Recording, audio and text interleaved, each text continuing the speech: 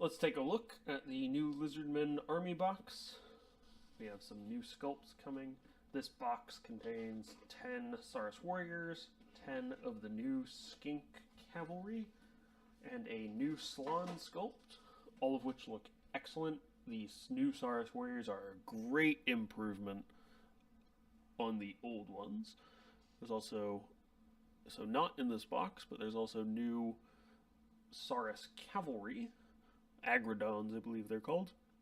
Also look excellent. Few new heroes. Those went up for pre-orders pretty recently. So the new Saurus warrior sculpts will be about $60, which is on par with many of the other standard infantry boxes. Additional sprue for the Saurus warriors, clubs or spears. Will have shields, looks very nice. And then we have 10 of the, I believe it's Riptodon or Raptodon cavalry. Look very nice. Very cool. I love the faces on these guys.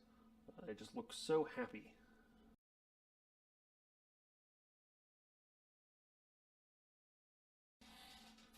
The Saurus cavalry also look really good, but they don't come in this box. This box only contains the Raptodon, skink cavalry, and Saurus warriors and Slon. Also comes with the codex, as is pretty standard for Games Workshop, especially with these new, the new army release boxes when they do those, which is nice. Makes the box good value. It was $210, about $230 when you factor in tax in the US. The new Saurus warriors are $60 a box. The Riptodons are $65 a box, so those alone get you up to $190 of value. When you factor in the codex, that becomes very nice, about $240. So essentially a free Slon. It also comes with some cards. I don't tend to calculate those in the value of the box because I don't tend to use them.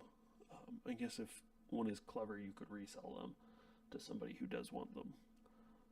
I tend not to bother. Find it just more trouble than it's worth with eBay. The new Slon throne looks very nice. Really like how they did it. It comes with a lot of options.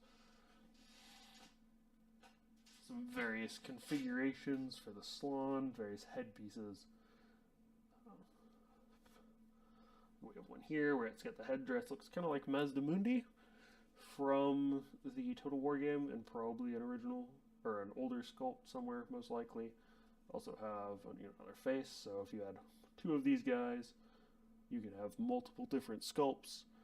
And then if you had Croak, you could probably get 3 of them in the list. Not sure if that's actually viable or feasible. But if you had 3 of them on the table, would look quite nice. Obviously, we get the unique box release version of the codex. There's always the collector edition, but